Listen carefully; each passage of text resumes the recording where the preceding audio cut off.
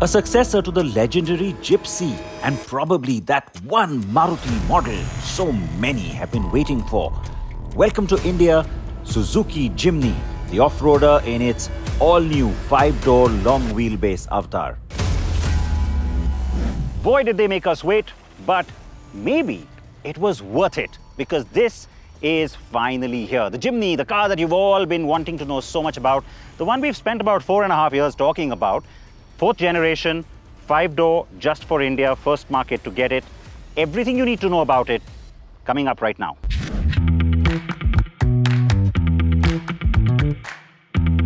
The Suzuki Jimny model line has been around over 50 years and globally it has been known for its compact footprint, affordability and most important, its off-road skills. The new car comes packed with a lot of that capability. The car's ladder frame construction is extremely stiff and it marries perfectly with the 3-link front and rear suspension. There's also a stabilizer up front and a steering damper. Maruti Suzuki brought us to a riverbed in Dehradun to test the car's 4x4 chops.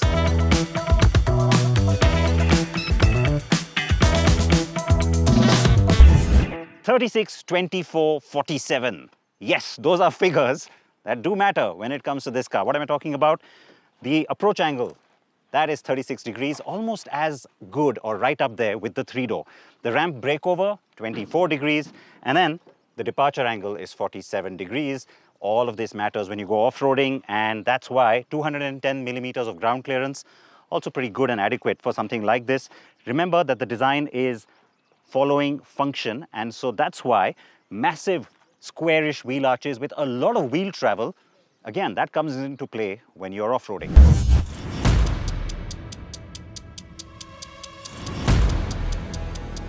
The course laid out allowed me to check out its climbing, turning, wading, rock crawling, twisting, descending and traversing capability.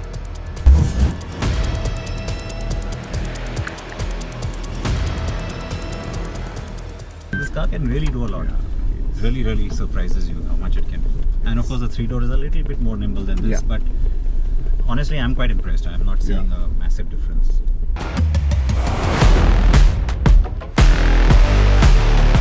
The car's All-Grip Pro 4-wheel drive system is standard across the two trims, Alpha and Zeta.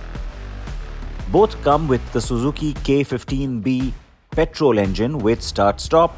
103 bhp is not bad and nor is the 134 Nm of torque, and while it peaks at 4000 rpm, a lot of it does come in at the low and mid-range too. Gearbox choices are rudimentary and I spent more time with the manual, but I also got to use the Jimny's 4-speed auto on some of these sections. Gearbox is pretty good. Very good, very good. Automatic is very nice. The Jimny does it all pretty easily. The surprise is that even though this is the stock production car, with slim road-going tires, it was still taking the elements pretty easily. No, I'm quite impressed to see what it's doing with these really skinny tires.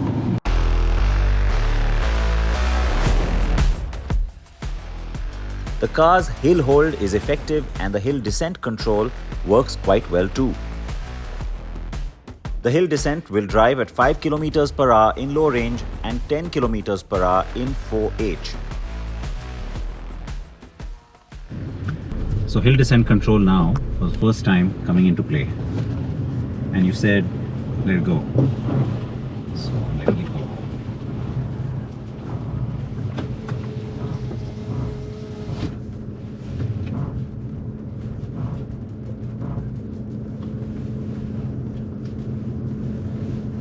Yeah, that was easy.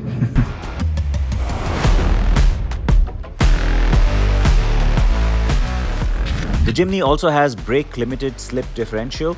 This helps avoid slippage and gives you better traction on a variety of surfaces. Honestly, in most of the situations, the Jimny had enough grunt to pull along in two-wheel drive, though at times I was switching to four-wheel or four-low. I was most impressed how easily it managed a rock and stone section, and when I took it onto the relatively deeper part of the stream with a very uneven rocky bottom. Its water wading capability stands at 310 mm, which is way lower than most other off-roaders, but it does fine in most stream crossing-like situations. But don't get brave in Bangalore or Gurgaon monsoon flooding.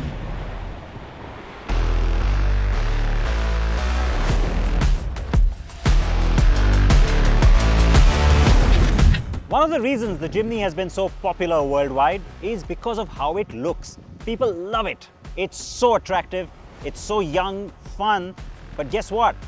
It's not just about looking sexy, it's also a functional design. Let me explain what that means. The car gets a square shape with a straight belt line for stability. It has body cladding and non-body colored bumpers to save the paintwork from stones or scratches. Vertical windows and windshields to keep dust or snow from settling on them. The bumpers are cut out at the ends to afford more wheel travel and ease of climbing in line with approach and departure angles. And the rear lights sit low in the bumper so that the rear cargo door can get a wider opening. Its retro design draws heavily from previous generations.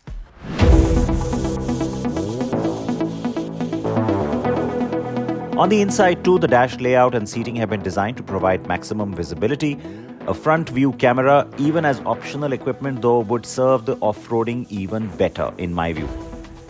But there's no front camera and I feel like there should have been one, especially when you're off-roading, it would really help. But otherwise, you get the latest Suzuki Smart Play Pro Plus on the Alpha with a 9-inch touchscreen and wireless CarPlay or Android Auto. No wireless charger, but that's fine in an off-roader, I think. There is wired charging through USB. The Zeta trim gets Smart Play Pro with a 7-inch screen. The instrument cluster is almost too retro. Amber backlighting in 2023? Seriously? And while the TFT info screen does give you a lot of data, it's boring and 1990s looking. I feel Suzuki could have done a lot better to offer a slicker, more modern virtual cluster instead.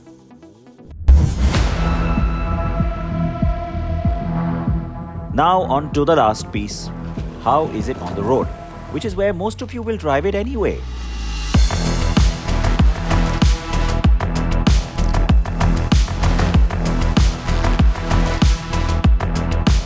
One of the most important reasons why people loved the Jimny when it first came out and then its subsequent variants, and especially this 4th generation, is because in this world of extreme automation, sophistication, modernizing, and yes, to some extent, even drive-by-wire, you have something that has a really pure mechanical feel to it.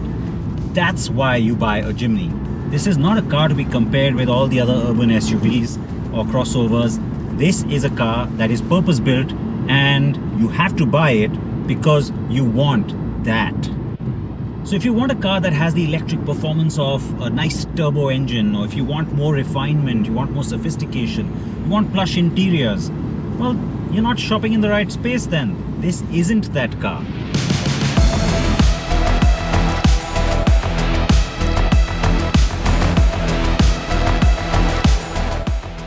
That said, it is on the road where you feel the need for a little sophistication and little more power from this drivetrain.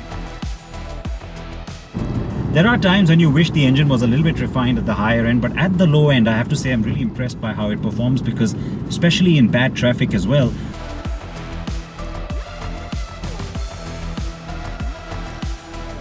great seating position, nice turning radius.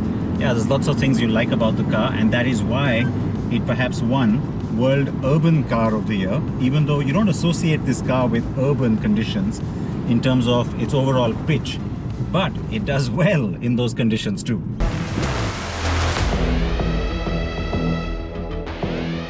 Six airbags, ISOFIX child seat anchors, 3-point seat belts and seatbelt reminders for all passengers, which keep dinging even when you have the belts on at times, rather annoying. ABS, EBD, ESC, all standard. The Jimny has good road presence. It turns heads wherever you go, especially this kinetic yellow color. The Suzuki Jimny. Hyped, anticipated and loved even before its launch. The Jimny has been teased and hinted at for years. Maruti says bookings have already crossed 30,000 units. So could this Indian version of the Jimny, the first 5-door, have done more? Yes, you could have had a more sophisticated, modern and more refined powertrain. You could have had a more plush interior. But it all comes down to pricing.